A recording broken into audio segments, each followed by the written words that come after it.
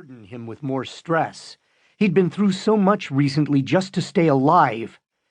"Let's all sit down and be calm," she said. "We have to figure out what happened, then decide our next move." Jay's eyes darted back and forth between the two, but he didn't sit. "What is this about?" "Read the text."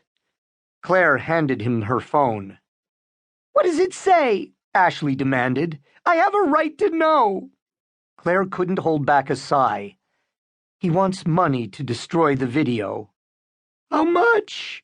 Ashley started to cry. "I'm so sorry." Through clenched teeth, her husband said, "We have to call the police." Claire knew he was right, but Ashley cried out, "No, I'm not talking to the cops. I'm not getting a rape kit. I'll kill myself first." She was 16 and fully developed, but emotionally still a kid. "Sit down, Ashley." Claire had to take charge before her daughter lost control. The girl was high-strung and probably needed a prescription, but they'd tried to teach her meditation and self-calming techniques instead. Claire didn't trust antidepressants, or any mental health drugs for that matter. "Take 3 deep breaths and visualize yourself at the beach with all this in the past. You'll get there soon." Ashley started to breathe in, then ran to the hall bathroom where they heard her vomiting. Jay squeezed Claire's hand. "Did you watch the video?" "Only the first minute. Ashley is naked and unconscious and being sexually molested." Jay let out a guttural sound, then jumped up and swore like a bouncer at a biker rally. He paced the room, shouting questions. "How did this happen? Where was she? Did you ask her?" "Not yet. She got hysterical." "I'm calling the police." "Wait. Let's find out what we can from Ashley first. Maybe we can handle this." "We don't have that kind of money anymore. We should call the police." "He said he would post the video if we did." Claire heard her own voice rise in pitch. "What are the cops going to do? They'll never find him in time to help us." Ashley came back into the room, her face chalk white and damp from being splashed with water. "Don't do anything. Don't call the police and don't pay him. This is my fault."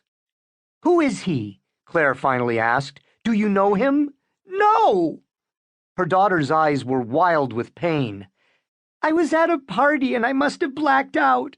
I woke up in front of the house after midnight and I knew I'd been raped." "When did this happen?"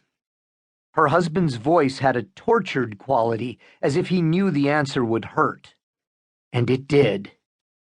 "Wednesday, the last night you were in the hospital." Ashley glanced over at Claire. "Mom was out with friends." Guilt ripped at her guts, and Claire lashed out. "God damn it!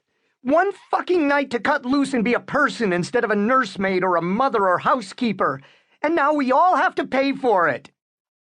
Her husband and daughter both looked stunned. Jay with his mouth open and Ashley with tight, angry lips. "I'm sorry."